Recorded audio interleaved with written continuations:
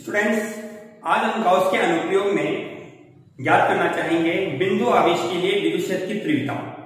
आइए हम सबसे पहले ये मानते हैं कि हमारे पास बिंदु O पर कोई स्थिर बिंदु धनावेश प्लस Q स्थित है, जिससे r दूरी पर हमें एक बिंदु P दिया गया है जहां हम विद्युत क्षेत्र की तीव्रता ज्ञात करना चाहते हैं। आपको नियम काम में लेना है गाउस का नियम।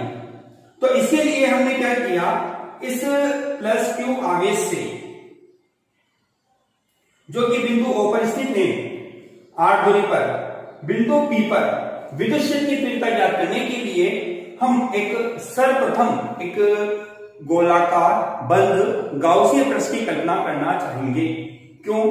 हमने अनुप्रयोगों की शर्त में आपको बताया था कि गाउस का नियम ज्ञात करने के लिए, लागू करने के लिए आपके द्वारा चुना गया पृष्ठ एक बंद पृष्ठ होना चाहिए। तो इसके लिए हम यहाँ पर, क्योंकि यह स्थिर बिंदु आवेश है, ओपन है, खुला हुआ है, तो इसको परिबद्ध करने के लिए हमने इस r त्रिज्या के ही गोलाकार बंद पृष्ठ की यहां पर कल्पना की है। ठीक है, अब देखिए हम इस संपूर्ण गोलाकार पृष्ठ को विभिन्न अल्पांशों में, विभिन्न समान अल्पांशों में विभक्त मान लेते हैं। हमने यहां एक अल्पांश मान लिया, यह अल्पांश भाग है इसका, जिसका क्षेत्रफल dA है। यह बिंदु P है आपके पास। अब देखिए विद्युत क्षेत्र की तीव्रता ज्ञात करते हैं हम पहले। तो हम जानते हैं प्लस Q आवेश है, विद्युत क्षेत्र की तीव्रता की दिशा अरीय दिशा में, हमने पढ़ा भी था कि धनात्मक आवेश के लिए विद्युत क्षेत्र की तीव्रता की दिशा अरीय दिशा या त्रिज्य दिशा में बाहर की ओर होती है, इस तरह से।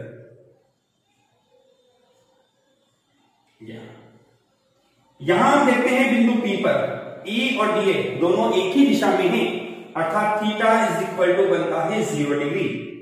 ठीक है, अतः हम यहां पर विद्युत फ्लक्स का मान ज्ञात करना चाहेंगे। तो इसके आधार पर हमें गाउस का नियम काम में लेना है। तो हम ये जानते हैं यहां बिंदु P के लिए विद्युत फ्लक्स की परिभाषा से, फ्लक्स की परिभाषा से फाई बराबर होता है क्लोज इंटीग्रेशन E सदिश डॉट dA।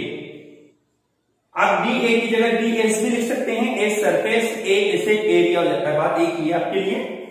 देखिए अब ये सदिश है, दोनों राशियां, इनके बीच में अदिश होना है। जैसा हम जानते हैं कि डॉट हटाते हैं तो यहां आपके पास प्राप्त होगा E dA cos थीटा।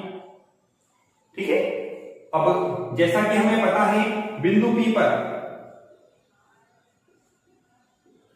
हम देखते हैं कि E और dA दोनों एक ही दिशा में हैं, अतः आपके पास बनता है theta is equal to 0 degree और cos 0 डिग्री बराबर होता है 1।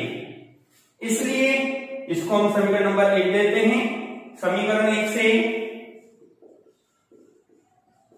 फाई बराबर होगा E, बाहर लिया मैंने, आप बताएंगे बाहर क्यों लिया? क्योंकि हम जानते हैं गाउसीय पृष्ठ के प्रत्येक बिंदु पर विद्युत क्षेत्र की तीव्रता एक समान होती है, अतः इसको नियत रखते हुए हम इसको समाकलन के बाहर ले सकते हैं। तो E समाकलन बंद पृष्ठ के लिए dA या E dA क्षेत्रफल है गोलाकार पृष्ठ का। तो गोलाकार पृष्ठ का क्षेत्रफल आपके पास होता है 4 पाई r स्क्वायर, इक्वेशन नंबर 2। अब गाउस का नियम अपन काम में लेते हैं। यहां पे गाउस के नियम से हम जानते हैं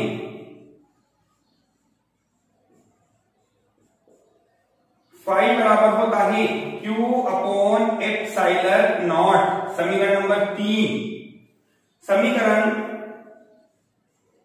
2 व 3 को आपने शामिल किया। इसको लिखा जा सकता है E इंटू 4 पाई r स्क्वायर बराबर होगा Q अपॉन एप्सिलॉन नॉट, या इसको लिखा जा सकता है E बराबर 4 पाई का हमने क्रॉस गुणा किया तो 1 अपॉन 4 पाई एप्सिलॉन नॉट और Q बटे r square. 1 upon 4 pi epsilon naught is equal to K। तो तो हम फॉर्मूला लिख सकते हैं E बराबर होगा के क्यू अपॉन आर स्क्वायर। देखिए हमने विद्युत क्षेत्र की तीव्रता का जो टॉपिक हमारे लास्ट वीडियो में पढ़ा था, विद्युत क्षेत्र की तीव्रता, उसका लिंक आपको यहाँ डिस्क्रिप्शन बॉक्स में मिल जाएगा। तो आगे देखिएगा कि वहां पर भी बिंदु आवेश के लिए विद्युत क्षेत्र की तीव्रता E बराबर के क्यू अपॉन आर स्क्वायर प्राप्त होती है। ठीक उसी प्रकार से गाउस के नियम के आधार पर भी किसी बिंदु आवेश के लिए विद्युत क्षेत्र की तीव्रता का फॉर्मूला हमें प्राप्त होता है E बराबर के क्यू अपॉन आर स्क्वायर। यदि हम E और R में ग्राफ बनाते हैं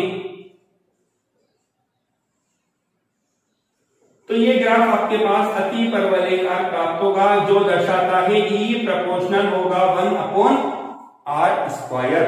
अर्थात जैसे जैसे दूरी बढ़ेगी विद्युत क्षेत्र की तीव्रता का मान घटता चला जाता है।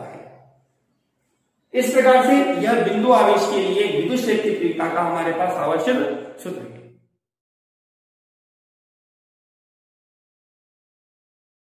Thank you.